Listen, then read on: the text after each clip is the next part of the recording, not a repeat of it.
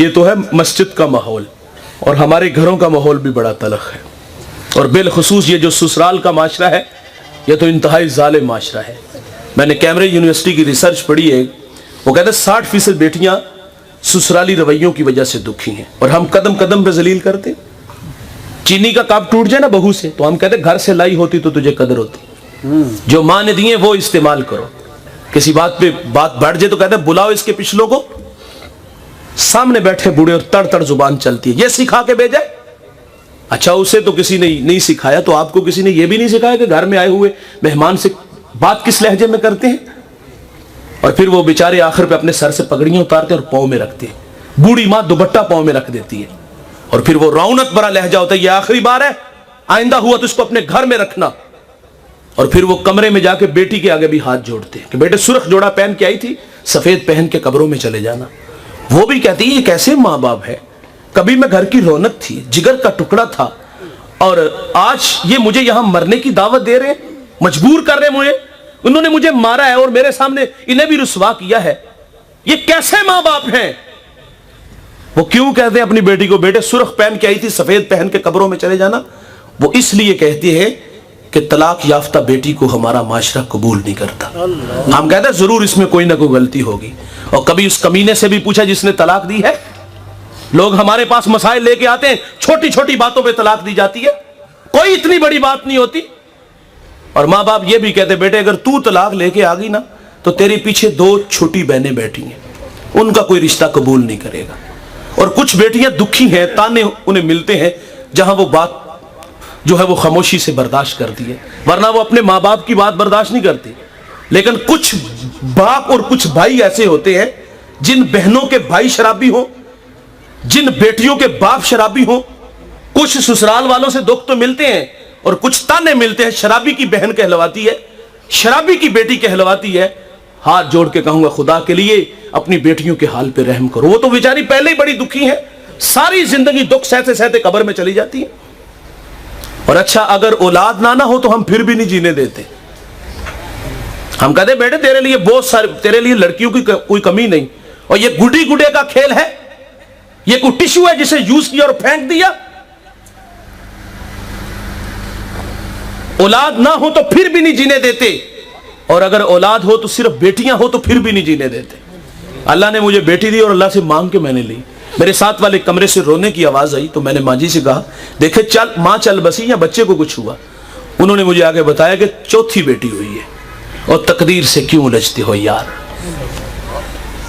कुछ देखो, जिंदगी में नशेबो फराज है, खुशी गम है, और कारोबार में नुकसान नफा है। अगर कोई बहू हमारे घर में आ जाए ना तो नुकसान हो ना तो हम उसके खाते में डाल देते। ये बनहूस आई है हमारे घर में, और इस वजह से भी बच्चियों को तलाक होती है, हमने देखी है। मैं आज तक उस बुढ़िया को नहीं भूला। कोई फैसला था, मैं भी वहां बैठा था, मैंने बात सुनी, मैंने कहा चले माफ कर दे जी, कोई इतनी बड़ी बात नहीं। उस बुढ़िया ने पांव से जूता उतारा और उसके भाई के मुंह पे फेंका, और आगे से क्या कहा, जुत्ती पूरी आई आई ना आई तो ला के सर चढ़ी। को मर्द बात करता तो ये भी जहालत ही थी, लेकिन दुख इस बात का हुआ कि एक औरत औरत के बारे में कह रही है। इसके घर में भी तो बेटियां, ये भी तो किसी की औरत है। मेरे करीम आका औरत को इज्जत देते हैं। सैयदा खदीजा रज़ियल्लाहु ताला अन्हा अर्ज करती फरमाती बेटे फातिमा जाओ हुजूर से कहो कि वही के वक्त जो चादर आपके कंधों पे होती थी वो मुझे अता फरमा दे। आके अर्ज किया तो हुजूर फरमाते जाओ अम्मी से पूछो चादर करनी क्या है। और पीछे पीछे सरकार भी तशरीफ ले आए। फरमाया चादर क्या करनी है। अर्ज की हुजूर बतौर बरकत कफन के लिए साथ ले जाना चाहती हूँ। हुजूर फरमाते आप चादर मांग रहे हो, अगर मेरे जिस्म की जिल्द मांगते तो मैं मोहम्मद तुम्हें वो भी उतार के दे देता। हुजूर तो इज्जत दे रहे हैं।